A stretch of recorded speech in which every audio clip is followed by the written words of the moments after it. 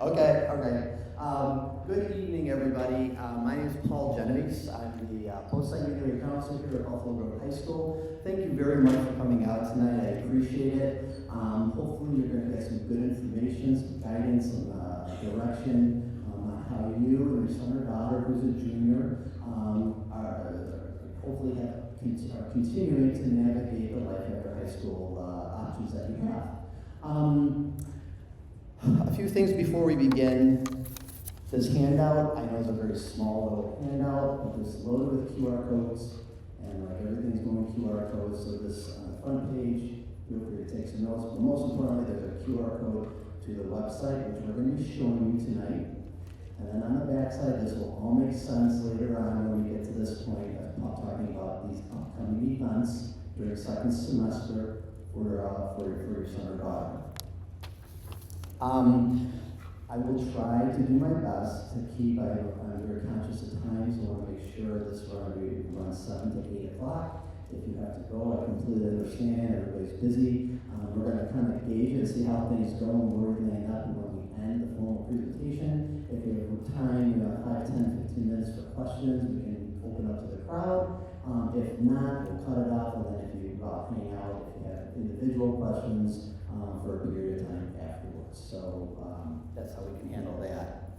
I just want to talk about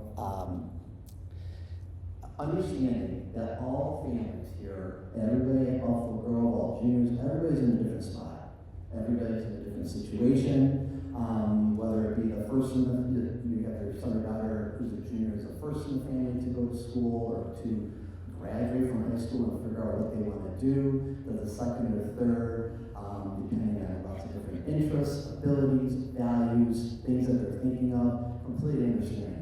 Everything you're going to hear tonight is applicable to all different kinds of schooling beyond Buffalo Grove. So whether it ranges from a trade school or a certificate program to a 2-year community college where you earn an associate's degree, to a 4-year school where you earn a bachelor's degree, even maybe a little stretching it, but even to the military, because when you listen to branch of the military, you do some form of schooling, you get a job, you learn a skill or a trade. So everything we're going to hear is applicable to all avenues.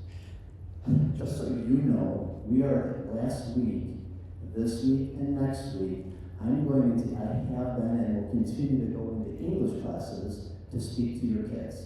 So what we're hearing tonight and what we're going to talk about is very similar conversations and things and topics that we're talking to your kids in classrooms about as well.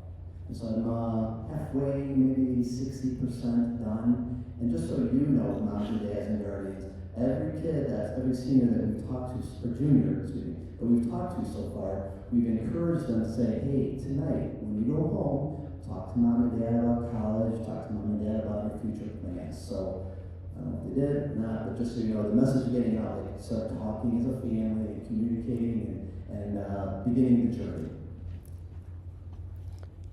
Another housekeeping thing, I hit record, so I know some parents were not, parents and guardians were not able to attend.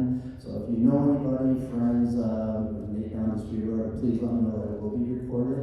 I will be sending an email out next week with a link to the website and a link to the recording, so everybody can get the same information as well. So we're trying a new approach this year here at Buffalo Grove with juniors. We know, you know, I know, there's a lot of information. And sometimes when kids get a lot of information, their brain shuts down. And it's normal, human nature. You know, you get a question or 2 or 3, you start doing some stuff, and you're like, oh my God, too much information, I'm going to put this on the shelf. We know that when we put it on the shelf, and well intended, I'm going to get to this later, the later really never comes. Kids will say, I'll worry about it in a couple weeks. I'll worry about it spring break. I'll worry about it in the summer. And then all of a sudden, it's all of senior year. And so we're trying to avoid that. So our strategy this year, and so far it's been successful, we've been meeting and we will continue to meet with your kids early and often.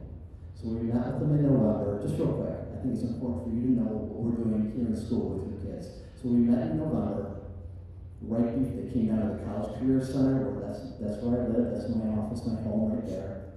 We introduced them to the College Career Center, introduced them to myself. We got them onboarded with School Links, which is our new college and career web-based tool.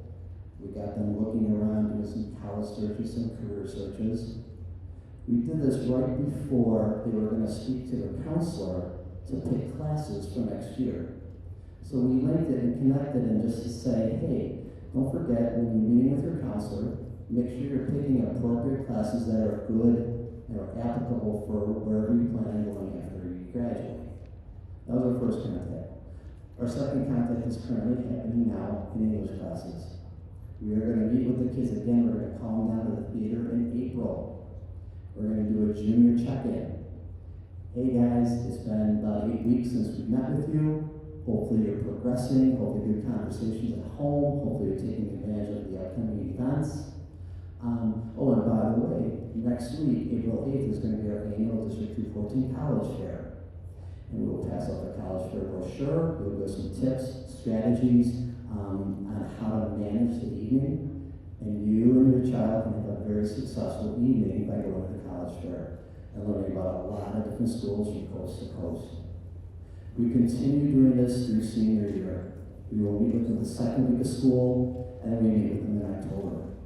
So we kind of work with them through the journey, and it seems to be working out really well. Anytime, open invitation to, whenever you, as moms and dads or guardians, have questions, please feel free to reach out. Shooting emails by the easiest, but we're happy to talk with you. If you'd like to come in for an appointment, that's fine too. I want to keep everybody on the same page. Okay. So these are our goals for tonight. We want families to be prepared. We're going to talk a little bit about a timeline of events. We want families and students and parents to be informed consumers. We'll talk a little bit about how to achieve that and what things you want to consider. We're going to strive for families to work together and give you some certain tools on how to accomplish that. We encourage kids to make good decisions and choices. We want families to develop a game plan, be ready to go by September. And that's part of the logic of why we're meeting so often with them. What we're doing now, like back in November, now and it's April, the hat we have on our head is more like we're gathering information, we're researching, we're visiting schools, we're going to college fairs, we're on websites and learning, we're talking at home, we're learning about places, we're going to attend some events that are upcoming. Then, when I say ready to go by September, when September rolls around and we meet with kids, it is not the exploration mode. It is, okay, this is the application, this is how you execute your plan, this is how you fill out the application, this is how you send a transcript to a college, this is how you ask a teacher for a letter of recommendation, this is how you get your ACT or SAT score sent to a particular college. All the nuts and bolts. The stuff they do not need to worry about. Nobody, parents or students, do not need to worry about that now. That will be the second week of school when you need to know those pieces of information. Okay? So with that being said, we kind of talked about the first one. The timeline. And right now it's January, and really, at home, your kids and you guys, it should be on your mind in talking, being active about, like, thinking about where we want to go, the schools or types of schools that you're looking for. But it's really, right now, we're under low stress. We should not be, on the scale meter being all panicked or like, oh my God, you gotta figure out these schools. We, you, students, families, have January, February, March, April, May, June, July, August. Roughly 8 months of time to do this. Plenty of time. Time is on your side. It should be really fun right now. It should be like, leave everything on the table. We're at the top of the funnel, so to speak. All right, don't exclude anything, don't squash anything, but I mean, I know you're looking at cost of colleges, but don't say you absolutely can't apply here because it costs X amount of dollars. It's a process, and it happens, and it will happen eventually. But that's where we're at. And so we're talking, keep families prepared, and that's the timeline. Take advantage of that time. All right? We don't want that frazzled, panicked kid, student at the beginning of senior year. And it's completely achievable to accomplish that. An informed consumer. I am absolutely not comparing it, looking for a school to buying a car. But the same principles apply. Like none of us would walk into a car dealership or on a used car lot or wherever we're selling cars and just look and say, I want that one.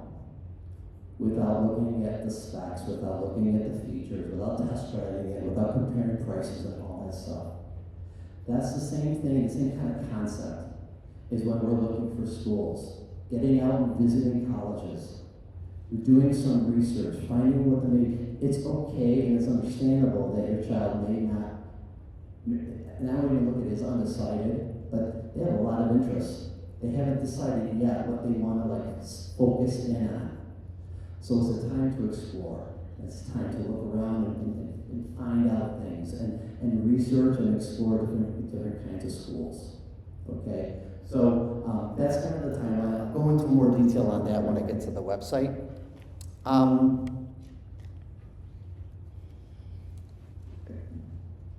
Number 4, making good choices and decisions. We want to be smart about how we're going about this. Just a quick story. This happened to me over my career probably about a half a dozen times.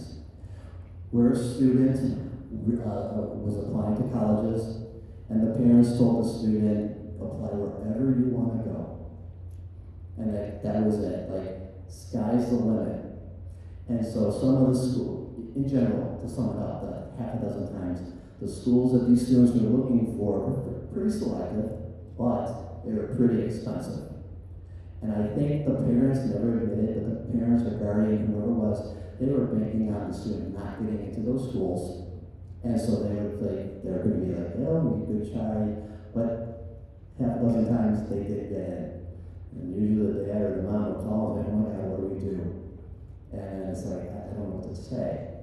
The point is, you can talk with your student, have some conversations, work together. It's weird having that, or maybe a little bit uncomfortable having that money talk with your kids, but it's important for them to have an idea of what's affordable, or how much they're going to have to pay for school, if anything, or how much loan or how much debt they're willing to incur. Just all these conversations, the earlier we start, the better off we are. And I know I'm very broad-based now, we're going to get more specific in a second, I promise.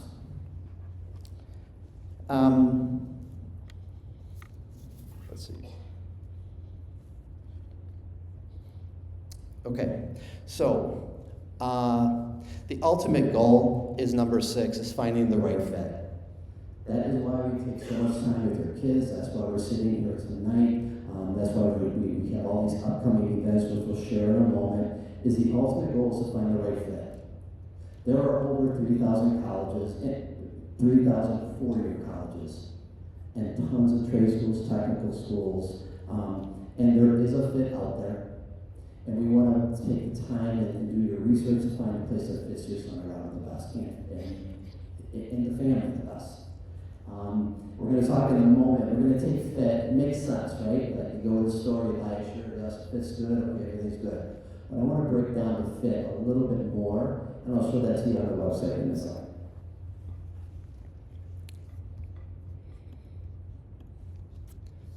Okay, so here's our website, and this is what we showed the kids, and this we break it down kind of like it's a journey. Kind of what is your plan, starting your plan, working your plan, and paying for your plan. So we go to what is your plan.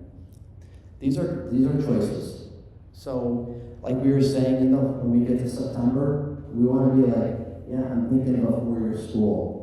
Or I'm thinking about, I haven't decided, but it's between a 4-year school and a 2-year school. Or I'm a hands-on guy, I'm not sure if a four-year school's for me, I'm looking at a trade or a certificate program. So these are our choices. A lot of kids here at Buffalo Grove are looking at a four-year college and a community college. Certificates and apprenticeships are growing in popularity, but these are still the most popular ones. And we're not going to go through the entire website. I just want to highlight a few things. So like, sometimes maybe if it's your first child going through the process of where do you start? Like, oh my God, how do I do this? This website is a wealth of information. A 20, 30-minute sitting, you'll gain some knowledge. You'll get some understanding, some context. It's not going to tell you everything, but it'll give you a handle on how to handle the process and terminology and things to know. One of those is that school links, which I mentioned earlier. Strongly encourage, even sitting down at the kitchen table with your son or daughter, having them log on to school links and do a college search or a career search together. And to see what schools pop up. And to say, hey, let's explore this a little bit more. This is just some terminology that you'll see a lot when you're going and diving into websites and things. But I wanted to highlight, I really am a firm believer in this. There's no school is better than another. So the higher education system in the United States is cool because it fits the bill for all students. And I'm a firm believer that a school that has a lower requirement, like for ACT and GPA, that does not mean it's a bad school. It's the right school for the right student. So please, don't discern and measure the quality of the school solely based on academic criteria for admission. It is one piece of the pie, and everybody's in a different boat. On that note, finding the right fit we talked about. If you kind of break it down a little bit more, let's break down fit into the thirds. Academic fit. All right? So this could be the crux. This could be part of the underlying theme when you're working with your kids, how to narrow down your search. So academic fit, what kind of learner is your child? Since third grade, they've been kind of just a natural born test taker. School comes relatively, they can sit in a class, soak up the information, and do well on a test. That's been consistent. Maybe they will fit at a large public school.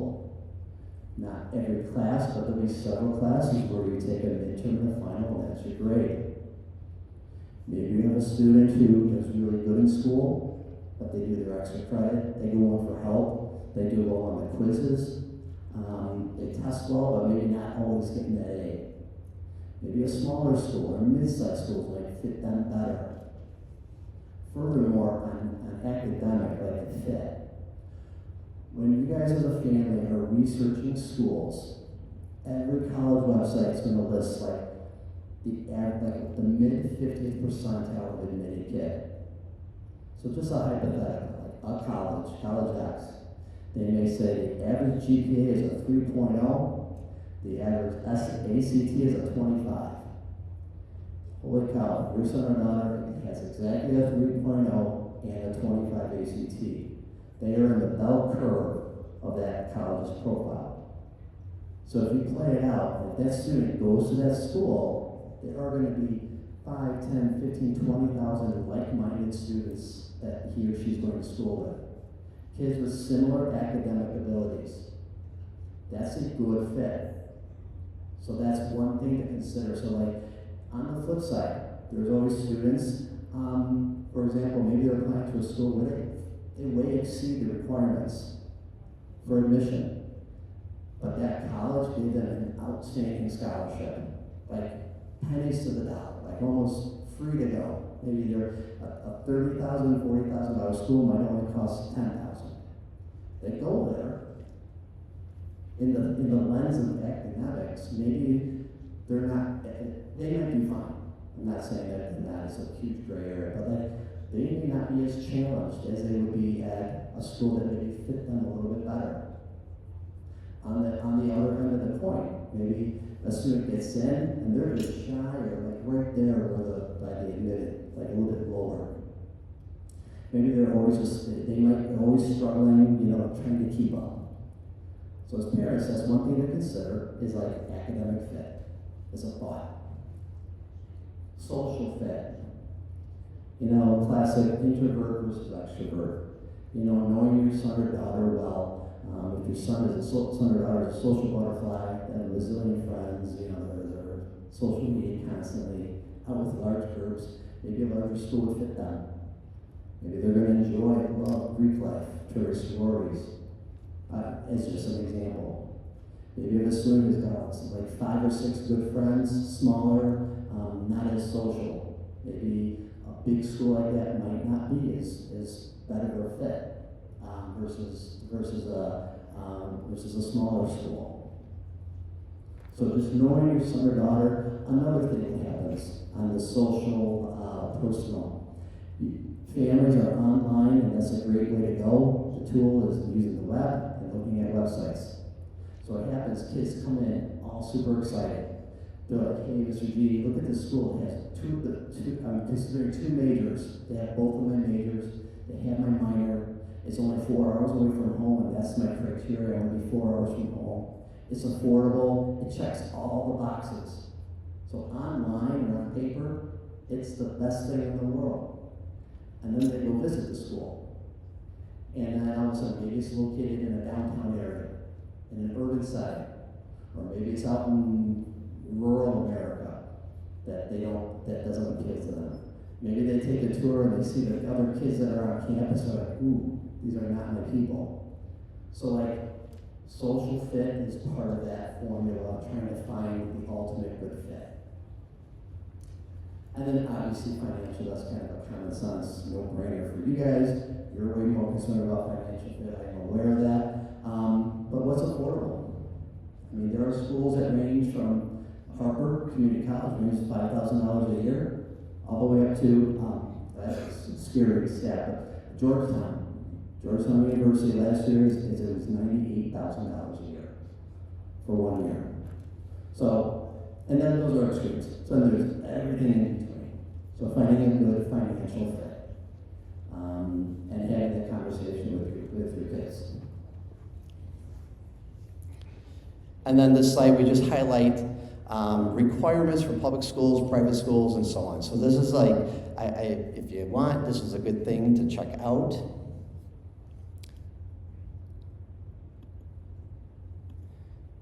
And then we're focusing in on starting your plan. So what things you can do, how to start this process.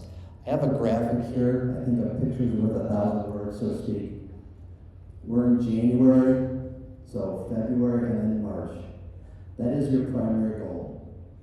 And this is kind of what we're communicating to kids as well, is just gathering information, keeping an open mind, all the way through the beginning of the school year, or beginning of senior year. All right? So we want, in a perfect world, it would be super great that every one of your kids walks into this building in September with their plan. They know the 5, 6, 7, 8 colleges they're applying to. They know the trade school that they want to go to. They're maybe thinking it's either the Marines or the Army. I'm almost done making my decision, but I've narrowed it down to those 2 branches. That's the frame where we want to be at the beginning of senior year. Because that means senior year, it will be very successful. It will be really low stress. The next layer, the next thing that kids and families should not worry about but has to do is standardized testing. And I'll talk more about standardized testing and how it is affecting the college admission process in a moment. But standardized testing, you all know that we, state of Illinois, test, this should be changed to the ACT. The state of Illinois changed to the ACT. So your kids are going to be taking the ACT, which is a college entrance exam, in April. We'll sign them up in school and all that stuff. We get communicating on that shortly if you haven't already. And then kids, we encourage kids to take a standard, the ACT or the SAT, a second or third time on a national exam date, which are on Saturdays, and you register for that on your own, either on the College Board website or ACT website. The point of putting it in this chart is these tests are normed for second semester juniors. So statistically, a junior who takes an exam February, March, April, May, and June, during those 4 months, they statistically you often get a higher score than a student who waits till September, October, November of senior year to take the exam again. So now is the time to take that test, or right around the corner, so to speak. Second semester of junior year. That's our window, the chances of doing the best is second semester of junior year. Furthermore, if you wait too much in the fall, your student might miss out on deadline dates for colleges. For example, U of I has a November 1 priority deadline date. And I don't know why there's an October SAT. And it seems to be popular. Kids, they kind of get into the groove of school, like, oh my God, I'll take it again. And they get around to signing up for the October SAT. U of I is saying, if you want to meet that November 1 deadline, we know we're not going to get that score, that October test day score, and you will not be able to use that if you want to meet the November 1 deadline. So we're kind of playing with deadline dates. So just to avoid all that, do it in the fall, do it in the spring of junior year. And then obviously we talked about completing applications. That does not start till fall. Financial aid process starts even after that. Well, hopefully next year we'll go back to October 1st when federal aid opens up. Scholarship season, seniors right now, current seniors are knee deep in scholarship asks. Local, community, school-specific, institutional scholarships, and so on. The one thing, that little tiny arrow where it says make final decision, by final choice, just so you know, if this is your first child in going through the process, it's important to know this. Just like we were talking about, time is on our side now, January, February, all the way through August. The same thing applies when we get to senior year. So college application time is when we get to school, end of August. So it's like end of August, September, October, November. So if you kind of tuck that in your mind as far as your time frame, by the time Thanksgiving break rolls around, we want to be done with the applications for them, like 90% done. All right, that gives your child the best opportunities. So taking that a step further, in general, there's always a gray area, exception to the rule. The sooner you apply, the sooner your son or daughter applies, the sooner they hear back, which then gives you more time to make a decision. So another hypothetical, say a student applies to 7 schools, which is a nice number of schools, in the fall, like September and October. They wrap up their apps by Halloween. They're done, they chill, and then you have November and December. Say last night they got all their acceptances back in an email or snail mail. So out of 7 schools, they got the 9 to 2, which is normal, got accepted to 5. So right now, you can lay out those 5 acceptance letters on the kitchen table, and you, for sure, your son or daughter has a spot reserved for them, for sure, without a doubt, at all 5 of those schools until May 1. The sooner you apply, usually the sooner you hear back, and then you can start figuring out what school you want to go to. You have more time to decide. So just on a side note, you should never feel family, you should never feel under the gun and pressure, like, oh my God, this college is coming, I gotta make a decision by tomorrow. That should not happen. Financial aid offers stay valid until May 1. Scholarship offers stay valid until May 1. And I'm not saying you have to wait exactly till May 1. But out of that 7 schools, the 9 to 2, you got into 5, maybe talking, you narrow it down, say, yeah, I'm going to X off school A, B, and C. It's down to these 2 schools. You can wait for the financial aid package to come in, you can see where your total number of scholarship dollars are. As a family, you can revisit the school, and you can visit not as a prospective student, but as an accepted student. And your son or daughter will walk around campus with a completely different light. Like they're walking around instead of saying, oh yeah, this is really cool, I can see myself here. They're walking around saying, I can't be here. Is this the place that fits me the best? What do I like? It's a different visit. So that's kind of an outline, if you will, the timeline, and what final choices or final decision. We're not going through everything. I just like to highlight a few things I think are worthy of talking about. On that same vein of like finding the right fit, in your son or daughter's list of schools, group of schools, however many they are, we want to have some probables, some realistic, and some dream schools. So like that example where your son or daughter exceeds the requirements for a particular school, they probably will get in if they apply in a timely manner. Not saying you're going there, it's kind of like a smart business plan. You should have one or two of those schools. Realistic school, that's like that academic fit. What your son or daughter has is what the college is looking for. That is a realistic school where they would probably see good success. And a dream school. If there has been a school that your son or daughter has been dreaming about or considering, then your son or daughter's criteria is here, the admission requirements are here, it's going to be very competitive. Never say never. I would never tell a student not to apply to school. I would back it up saying, let's have a grouping of schools, like in these three categories. I have mild heart attacks in the fall when I go through the list of kids applying to school, and I see a student who's applied to Yale, Princeton, Duke, and Harvard. I'm like, that's it. And I'm like, oh my God. So I call the kid down and we're talking.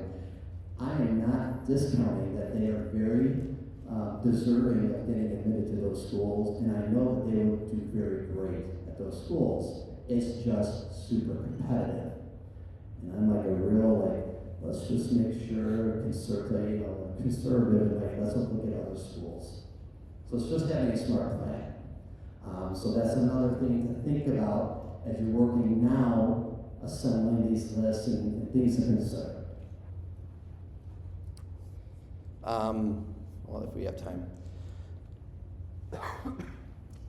The first box in the upper left-hand side, there's 3 rows, or columns, transcript, standardized tests, and non-academics. So kids always wonder, besides the obvious, how do you get admitted? Colleges the first thing they're going to look at is your son or daughter's transcript. That holds the absolute most weight. And even diving in a little bit more to transcript, it's not just grades from junior year.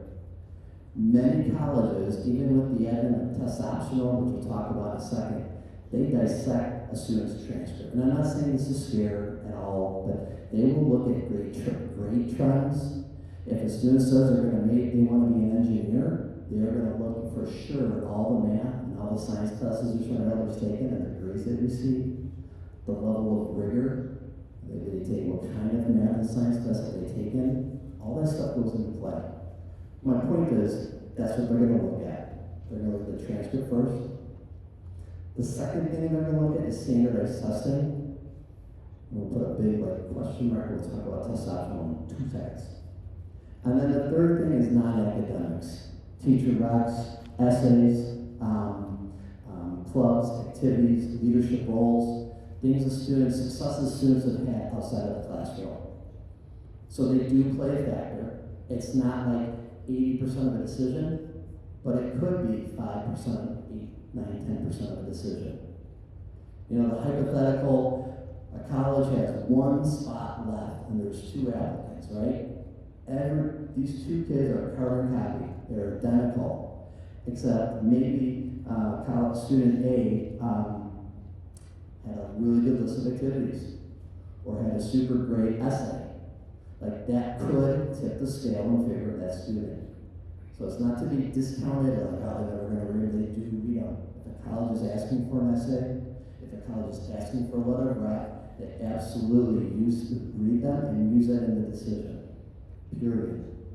On the flip side too, and I'm not picking on ULI, but it's the first college that came to mind, ULI does not want teacher recommendations. They don't look at them. They will just trash them. So kids think, I know they don't want them, but I'm going to send it because it's going to look really good. We try to encourage kids not to ask a teacher, because that's a waste of time for the teacher, that's not fair, and we know that they won't look at them. So, that was just a side note. Transcripts, standardized testing, and non-academics.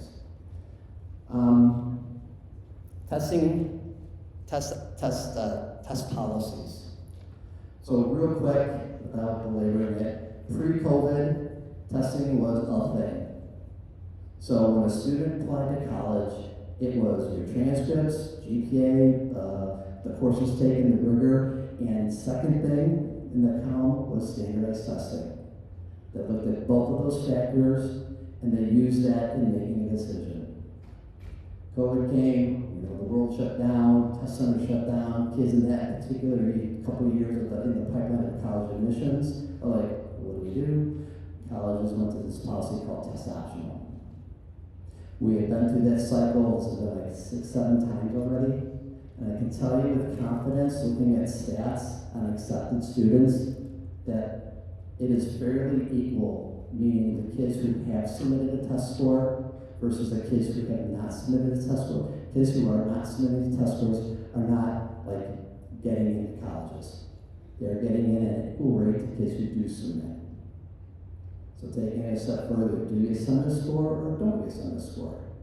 If you're at that mid-50th percentile, so if a college's average ACT is a 25, and your son or daughter has a 30, there's no reason why you wouldn't want to send it. It helps. On the flip side, you probably wouldn't want to send it. If you're lower than the 50th percentile, it's not going to help you. It's going to hurt you. Okay, so test optional. That policy of test optional is still really strong, and I predict will be very strong for your son or daughter next year when they go into the application cycle.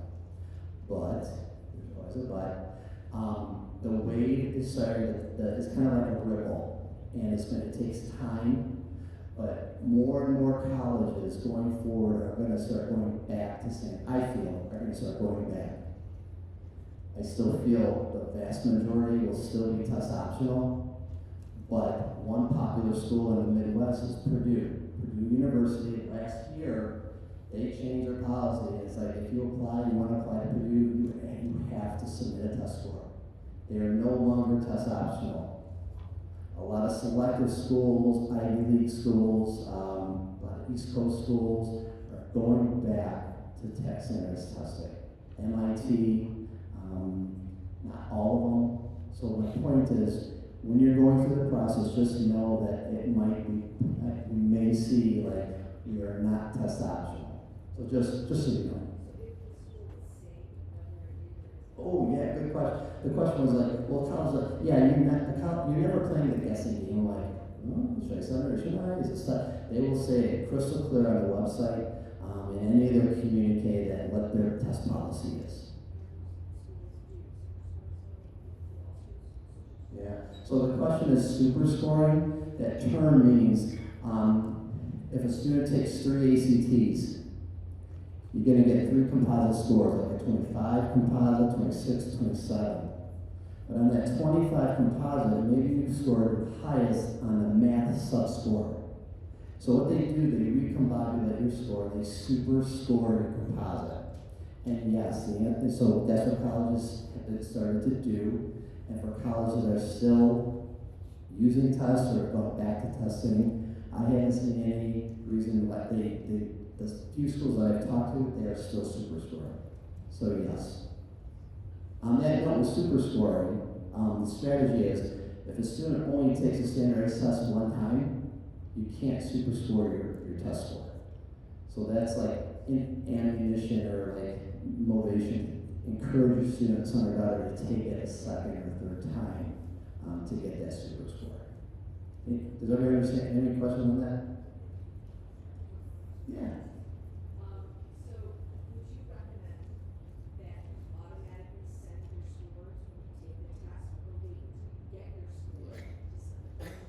So the question is, when we sit down to fill up the registration to take the test, as a courtesy, as a freebie, whatever you want to call it, the ACT and SAT, they say, hey kid, list up, I think, 4 to 5 schools.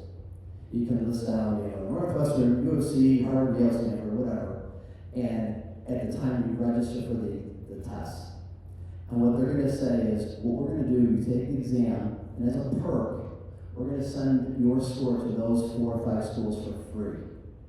Because if you don't, it costs it's I think almost $20 a pop to send a score to one school. So the question is, should you do that or not? I'm confident that if you do that, the college, first of all, they don't have the people power to go back and look to see who sends what. They won't use that against the student. So when they start applying in the fall, and they apply in the Common App, and they say, no, I am not sent, I don't want to use my score, they can't use that score because the student is using the test optional policy. But if you feel uncomfortable, and there's always kids who don't trust and are uncomfortable, then leave it blank. And you don't need to do it, and you just send them later for total peace of mind. Okay. So any other questions on testing? General questions? College searching, school links, please ask your kids to go onto school links with them and look. It's a really good, powerful tool. And finally, the last thing I want to talk about, campus visits. In my opinion, is probably the absolute best way. Going online, college fairs, all these things we're going to talk about in a minute are super great things. But putting 2 feet on the campus, going as a family, walking around the school, walking around the community, walking around the area, how close is it to an expressway, airport, train station, bus stop, where is it located? You get the real flavor of a place. And kids will walk, driving home or flying home, kids will be like, this is 2 thumbs up, I cannot wait. And that's awesome. Or they're going to be feeling like, it's not what I thought. And that's okay. That's what they don't like. So then you retool and you kind of look at other kinds of schools. Visiting is a good thing. President's Day, I think it's February 17th. That's the day where we don't have school. It's a Monday. Colleges usually are in session. The one around the corner is spring break. You got a family trip down to Florida, there's hundreds of schools you can visit off along the way. If you're not traveling, there's a ton of schools that you can visit around here, or whatever schools that pop up. Fun fact, where we're sitting right now, anybody take a guess how many colleges and universities are within less than 1 hour from Buffalo Grove High School? How many think more than 20? Raise your hand. More than 25? More than 30? All right. There are 44 colleges and universities in Chicagoland area that are less than a 60-mile drive, less than an hour drive. So there's a lot of opportunity to just visit some schools just to get an idea of what you're looking for. Okay, this is more detailed to the back of this little handout with the QR codes. So what we're doing second semester, we surveyed all the juniors when we met with them in November. And we asked what their plans are for after graduation. 4-year college, 2-year school, trade tech school, or military. So what we assembled for second semester is a variety of events. So the first one I'd like to talk about is 4-year college panels. And so what we have, February 18th, we have the Big Ten. So we had IU, Michigan State, Purdue, and Nebraska. They're going to be sitting on this stage on the long table. Kids come down and they're going to hear from each college rep from representing those schools. So for the Big Ten, it's kind of like what you think your son or daughter they're looking for, this is a good thing to go to. If your son or daughter is like, I don't really know much about the Big Ten, even more reason to come and learn to see if this is a good fit. So within 45 minutes, they have exposure to 4 schools. Illinois State, we're working on U of I, they haven't confirmed, but we want to get U of I, University of Illinois at Springfield, ISC, Illinois State University, and Eastern. Same concept. Private urban colleges. These schools are popular among Buffalo Grove students, very nice schools. We have Marquette, downtown Milwaukee. We have Butler, downtown Indianapolis, Indiana, and Loyola, right here in Chicago. They're private, urban-based schools. They're located in a major metropolitan city. We're offering a small private college panel, Augustana, we're working on another one, and Marist College in upstate New York, just to give students a taste of what a smaller, the goods and the bads of a smaller private school, if it fits them or not. Harper Community College is coming out February 27th to talk about certificates and associates, and then we have a military panel. We're almost done sealing the deal with the Navy, but they're going to be here too, and each one's going to talk about their branch of the military. So that's the four-year college panel, Harper, and military. Another thing I like to talk about is Eastern Illinois University is a very strong partner with District 214 with our dual credit program. They are offering a free overnight field trip March 11th and 12th.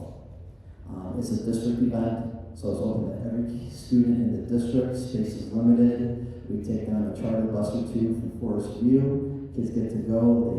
They stay overnight in the dorms. They meet in the resident halls. And the focus is if students have an interest in these three areas: business, technology, or education. And when you go to that QR code, it gets you to this QR code, which is the application. So if this is something that's remotely interesting, I do it as soon as you can because space is limited. But that's an Eastern Illinois overnight trip.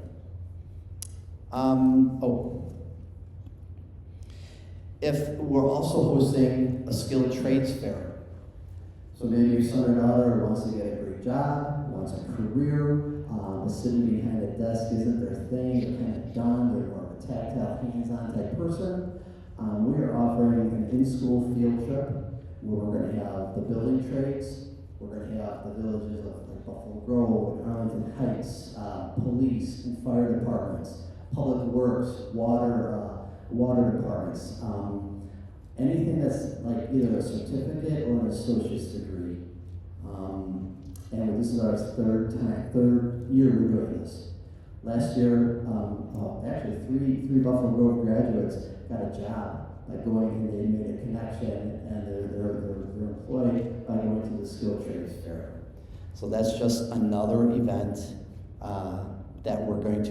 And I failed to mention, we said when we did that survey what your son or daughter's interests were. If your son or daughter said four-year college, we have that database, so we are going to send them an invitation to all four of those college panels. Direct invite. That is not exclusive, and if they didn't check it, any junior can still come down and listen to that event.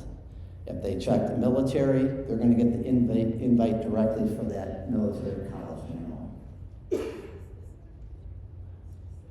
Yeah, it's during lunch hour. Well, you know, the A, B, and C lunch is during those lunch hours. So I didn't know what else to do. In theory, they could be missing the same class if they go to those things.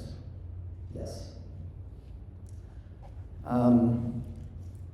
And we won't talk about this now, but we have our financial aid, District 214 financial aid night, designed specific to junior families, in conjunction right before our District 214 college fair on April 8th.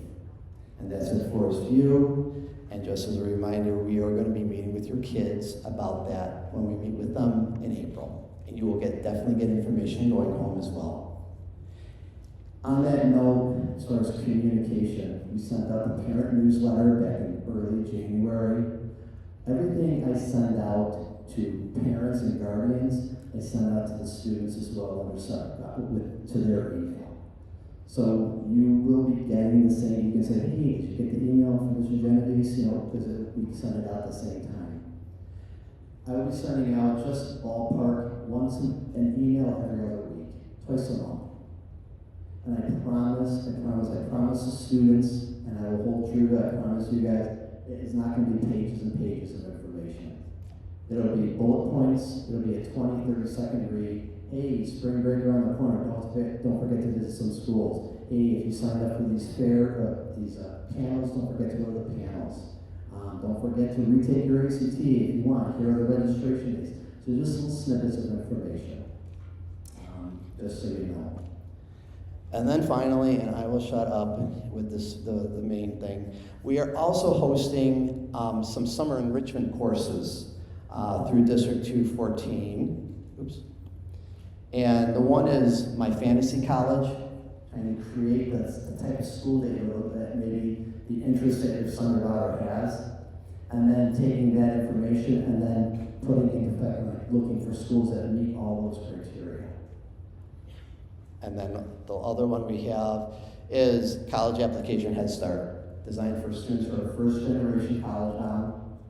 We will get them registered with Common App, and we'll help them through the process and give them a head start. And this will be offered in August, like the first couple weeks of August. So whatever they're doing in that enrichment class, they can use that when they get back to school when school starts in the fall.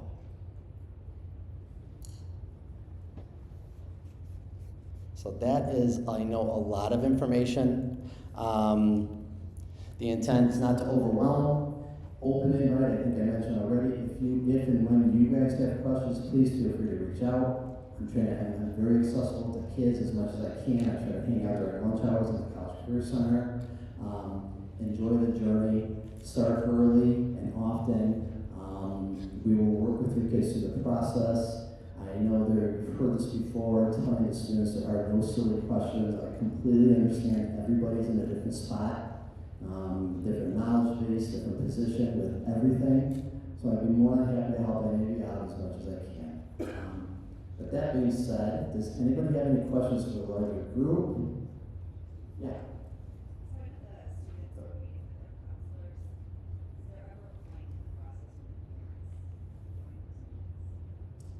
I can't speak for the Genovese counselor, but I can't imagine that they would have a problem, like if you called and said, I'd like to have an appointment or a meeting.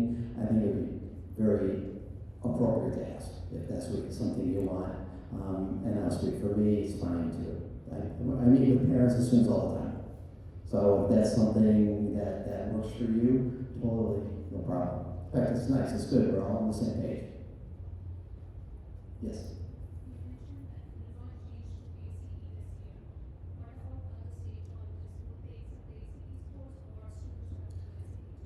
Yeah, good question. Why is there two standardized testing? I don't know. There's ACT and SAT. They are, I don't want to say interchangeable because they used to be two very different tests. They are kind of melding and they're looking very similar these days. But nonetheless, a college isn't going to say, we prefer the ACT or we prefer the SAT. It can be used equally for the standardized testing. Some kids, they want to stick, like if they take the ACT in April, they're going to want to take the ACT again on the national testing because they're familiar with that exam. Some kids say, I tried the ACT, let me see if I can do better on the SAT. It is completely up to the student or your family. But there's no pros and cons on like what a better test is and what a college is looking at. Every college will accept either score or either test equally.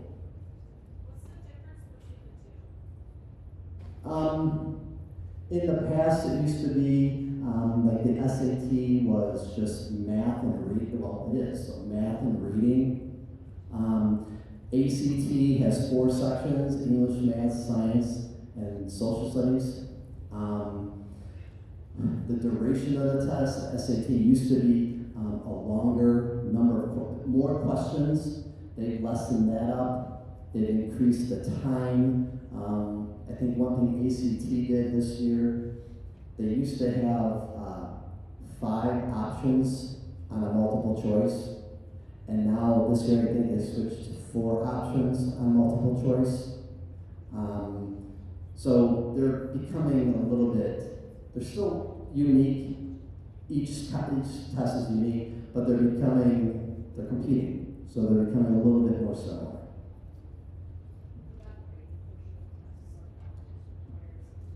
Yeah.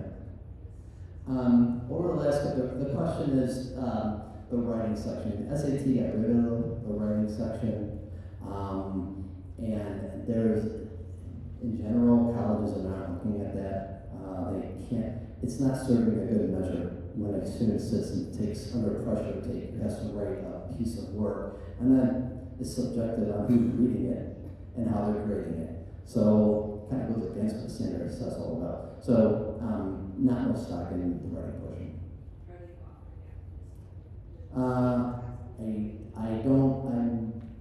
I'm not sure on the ACT. I know the SAT they did last year, but the national SAT did not even offer it. So I'm not sure about the ACT. Yes. Do you have any research here about the road for essays when they senior year of their life? Yeah, the question is essays. So we have on the website, and this is what we'll start talking about next year as a senior. We have a whole section on, where are they? Essays. And we have a lot of resources here. We have some videos. In the fall, I have the University of Chicago.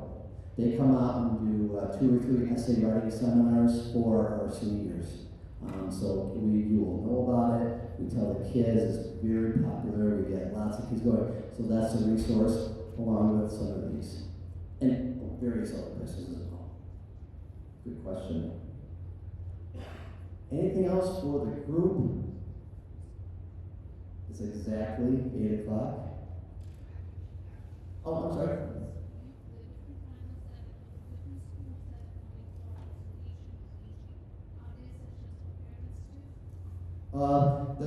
The college panels are designed for students only.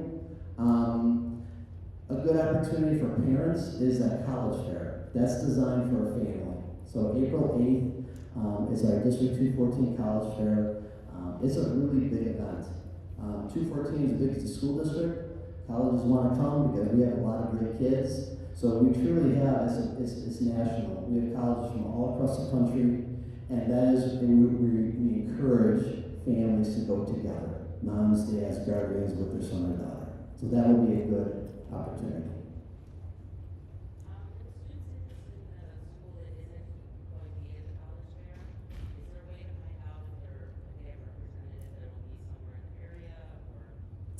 Yeah, the question is, so what if, there's not that one school you're looking at is not going to the fair. Every college website lists the reps. And so especially schools that are outside of our region, like University of Tampa in Tampa, Florida, they have an Illinois rep, or they have a Midwest region rep.